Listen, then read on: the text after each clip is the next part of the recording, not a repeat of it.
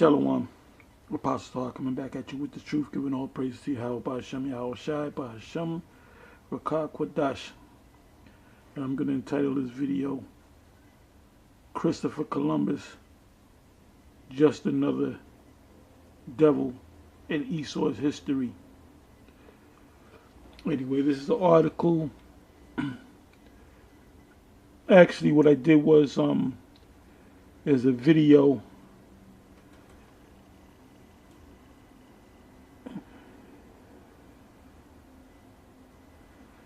This is from GRE Clips, which GRE stands for Joe Rogan Experience. And he had conducted an interview with Neil deGrasse Tyson, entitled Neil deGrasse Tyson, How Christopher Columbus Was a Dick, Joe Rogan. So I listened to about 5 minutes in, a little bit more than 5 minutes in. And basically he tells a story that I'm going to read the article on about how Cristobal Colon, or Christopher, better known as Christopher Columbus, on his fourth journey to the Americas, he had to deceive the tribes over there and to them helping them with food, because his ships are getting broken up and leaking because of worms, and in order to feed his crew, you know, he had to rely on these tribes here, the Israelite tribes, and basically they couldn't help him because they only grow enough to live on for until the crop is done. In other words, they don't store anything, and that's what they did at that time. So he had to lie to them and tell them that his God was angry and that he was going to turn the moon off. And at first they didn't believe him, and then when it actually happened, they believed him and they wound up helping him, which is part of the plans of the Most High anyway, because Esau's job was to come over here to establish America, so that eventually it can be destroyed ultimately. And this was the place that was, I'm talking about the Americas, that all the tribes would come to. And that's spoken of in, or written about in the Apocrypha, 2nd Ezra, the 13th chapter. You can start from the 40th verse. Anyway, I'm going to go into the, you know what I'm going to go into the scriptures first.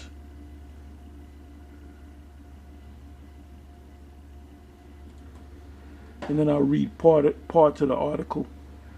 Anyway, this is Revelation 20, verse 1. And I saw an angel come down from heaven, having the key of the bottomless pit and a great chain in his hand. And that bottomless pit represents Europe. And he laid hold on a dragon. Now, if you're a Christian, you're picturing an actual dragon or a demon. Well, this dragon represents a certain segment of these Edomites. And they make a reference to the dragon in Revelation 12, how the dragon uses its tail to pull down a third part of the stars of heaven, and the stars of heaven represent the Israelites, because you had 3 tribes that were in Jerusalem at that time, and it was through the Romans, really through Herod, because the Romans backed them up militarily, they worked together, and it was the Romans that set up this devil, Herod the Great, and they set him up to be king of the Jews. Anyway, yeah, man, it's obvious. When you understand these scriptures, you can clearly see that this man, these Edomites are in fact the devil, a race of devils. It says, and he laid hold on the dragon, that old serpent. He's also known as a serpent, which is the devil and Satan. So you got these Christians saying that we're going off because we're calling the white man the devil, we're calling him Satan, we're calling him a serpent, we're calling him a dragon. Well, I'm reading about it right now. If you understood prophecy, which Vocab Malone and Dr. James White the Edomite, they'll never do a video, or they haven't did a video on prophecy going into the book of Revelation. The only thing that this clown, Dr. James White the Edomite, would say is it's pronounced Revelation, not Revelations. That's about all he knows about the book of Revelation. He would never go in there and break down any of these books. And neither will Vocab, because they like I've been saying from the beginning, that these people, they don't understand, and they don't know prophecy. That's why they'll never do a video on what the mark of the beast is, or what does Gog and Magog represent, or the War of Armageddon, or the trumpets found in the book of Revelation. Or they would never go into the book of Daniel the 2nd chapter, or Daniel the 7th chapter, or Ezekiel the 28th chapter, Isaiah, Jeremiah chapter 50, Jeremiah chapter 49, Jeremiah chapter 51, Isaiah 13, Isaiah 14, Isaiah 34, or the 34th chapter.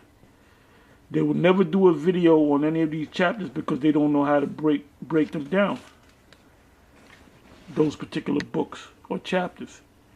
Anyway, it says, Revelation 20 verse 2, and he laid hold on the dragon, that old serpent, and then we're going to find out that Christopher Columbus and his crew were part of that dragon, or a bunch of devils that came over here and deceived the Israelites. It says, and he laid hold on the dragon, that old serpent, which is the devil and Satan, and bound him 1,000 years. And that represents during the time when Constantine the First, or Constantine the Great, came into power. They overcame them Edomites and pretty much enslaved them. Just like Esau does to us now, we were doing to them back then. It says, and cast him into the bottomless pit, and shut him up, and set a seal upon him, that he should deceive the nations no more, till 1,000 years should be fulfilled. And after that, he must be loose a little season. So we're in the time period of the end of the little season. It said after 1,000 years. So when he was locked down, that was during the time of Constantine, when he sat up on the throne. That was 325 A.D. Now, when did the devil start taking over the world? He started in Europe. He took down the Moors. He took down the so-called Byzantine Empire, and that started pretty much around the mid 1300s. And when they actually went to the New World, on your dollar bill it says Novus Ordo Seclorum. So The birth of the New World Order started with Columbus when he came over here to the New World, as they call it. It says, third verse, and cast him into the bottomless pit and shut him up and set a seal upon him that he should deceive the nations no more till the 1,000 years should be fulfilled. And after that, he must be loose a little season. So when he was loosed after 1,000-year period, what did he go back doing? Deceiving the people. Now, I looked up the word deceive.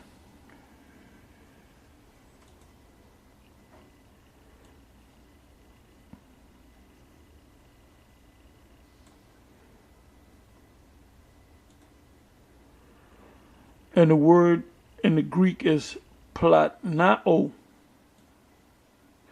And I'm going to look up the root of that word. That I'm going to go to the etymon, or the etymology of that word. But let me read this first. Platnao means to cause to stray, to lead astray, lead aside from the right way. And that's what this devil did.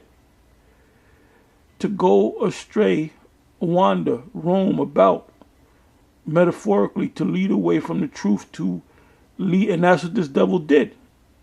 Because what did Christopher Columbus and these devils ultimately bring to the world? They brought their religion, their Renaissance Christianity, and the Renaissance period started in Europe, where they took down, where they destroyed or defaced the dark images of the saints and put up images of themselves. And that picture Caesar goes back to, or the picture of the so-called Christ goes back to Cesare Borgia. To lead away from the truth, and that's what they did. Anytime you go to a Christian, when I say Christian, I'm talking about Esaus Christianity, the devil's Christianity. The religion that vocab practices, which is the devil's, that's another term, hashtag the devil's Christianity, which is plantation Christianity. That's what they gave to the slaves. That's why these jakes are still bugged out in their brains. Here it is, 2018, the year of prophecy, and they're believing in some. And they follow this guy vocab. They're following this devil, this German, to lead away from the truth, to lead into error. And that's what vocab is doing. That's what Dr. James White is doing. That's what all these Christians are doing. And all these Negroes that were set up. I'm not even going to call you Israelites, that were set up to push this Renaissance slash plantation Christianity, the devil's Christianity, to lead away from the truth, to lead into error, to deceive, to be, and a lot of our people are going to accept that chip, because this devil is going to deceive them to accept that chip, to be led into error, and that's all this man did since he got over here, since day one, up until this point. All he managed to do was deceive you bird-brained Israelites to be led aside from the path of virtue, to go astray, sin. So what he did was a sin, or when he came over here and deceived these other tribes, was sin. He led them into sin. And who leads you into sin? The devil. To sever or fall away from the truth. You got Negroes to this day that woke up to the fact that they were Israelites, and then went back and got back with the devil. Of heretics, to be led away into error and sin. Now I want to go to, let me go to the root of the word, which is plana, which means a wandering, a straying about, one led astray from the right way, roams hither and thither. And that's what the spiritual demon Satan did in Job, the first chapter, the first chapter. It says, mental straying, error, wrong opinion relative to morals or religion, error which shows itself in action, a wrong mode of acting, error, that which leads into error, deceit, or fraud. And that's what this devil is all about. Error, deceit, and fraud. And he's a liar. He's a lie personified.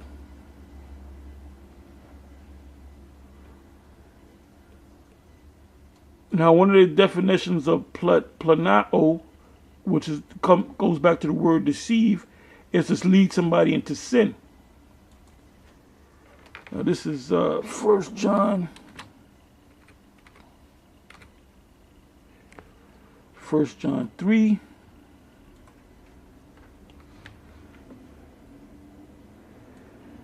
It says, and 4, whoso committeth sin transgresses also the law, for sin is a transgression of the law. And I'm going to read down. And ye know that he was, and ye know that he was manifested to take away our sin, which is our Lord, which he only came for the children of Israel and or the nation of Israel, and in him is no sin. Whosoever abideth in him sinneth not. Whosoever sinneth hath not seen him, neither know him. Little children, talking to the Israelites, let no man deceive you. He that doeth righteousness is righteous, even as he is righteous. He that committeth sin, and that's what Christopher Columbus did, one of many devils, he that committeth sin is of the devil, for the devil sinneth from the beginning. For this purpose the Son of the Most High was manifested, that he might destroy the works of the devil. So who's the devil? You so-called white people, you Edomites. And what is your part of your works? Well, one of your works is that you destroyed the earth, pursuant to Revelation 11 verse 18, and therefore you must be destroyed.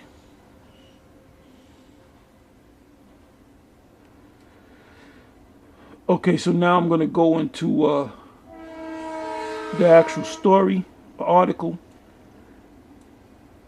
read about this here devil Cristobal Colon, which is we found out he's a so-called Jew. It says how a blood moon eclipse spared Christopher Columbus from disaster on final voyage to New World. I should say to the New World. Let me read through this. Okay, this was put up October 2016. It says in 1492, Christopher Columbus made his infamous voyage across the Atlantic Ocean to the New World that set the stage for future voyages. However, his fourth and final voyage almost ended in disaster if it were not for the help of the moon. So here comes the deception. Over a decade after his first trip to the New World, Columbus set sail on his fourth and final voyage that was riddled with problems. His fleet in the 1502 voyage across the Atlantic was comprised of 4 ships, but not all of them made it to their intended destination. It says the 4 ships that he had were being eaten by worms that would eat the wood, so the ship started becoming unstable and leaking, said Mel Blake, associate professor of physics at the University of North Alabama. Later that year, Columbus and his crew landed on the island now known as Jamaica, with only two of his 4 ships. However, these 2 ships were damaged, so they were stranded on the island until relief arrived. At the time, Jamaica was inhabited by local people called the Arawak Indians, who decided to help Columbus and his men. They were showing him love. They were showing this devil love. They showed up with large ships and gust, and it all seemed very impressive, so the local people helped them, Blake said. Let me just read. Let me just go down.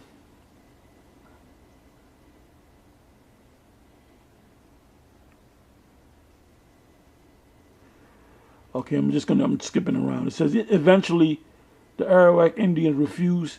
Well, he needed help from them, and they refused because they only had enough to sustain them, the Arawak Indians, which are the tribes. Eventually, the Arawak Indians refused to help Columbus, and in the beginning they helped him, but you can only help somebody so much, and his crew any longer.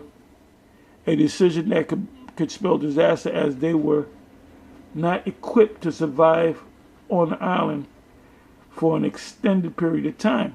Christopher Columbus knew that he had no way of getting off of the beach because his ships were still leaking and he was waiting for relief. So he needed a way out. He decided to use blatant trickery, or demonry. That's a word I came up with.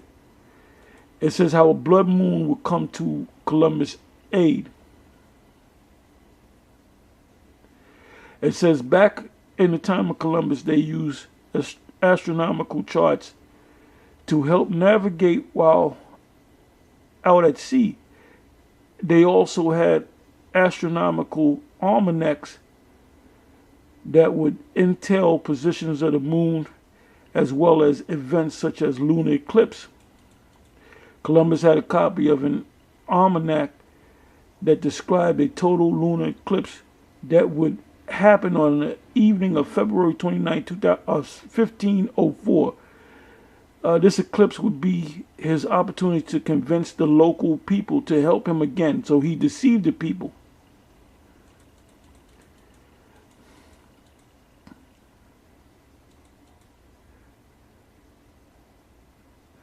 Okay, it says, goes on to say, 3 days before the eclipse, Columbus told the Arawak Indians that his God was very angry and that they were no longer helping him. As a repercussion, his God would turn off the moon until they decided to help him. And see, that's the devil, man. That's the devil for you. It goes on to say this may have sounded like a ridiculous claim to the local people, but 3 days later, Columbus' prediction began to unfold. It says the eclipse, the eclipse started happening, and the moon started to get a little nibble taken out of it as the Earth's shadow crossed the face of the moon. Blake said, it turned this blood red color the way a total lunar eclipse do.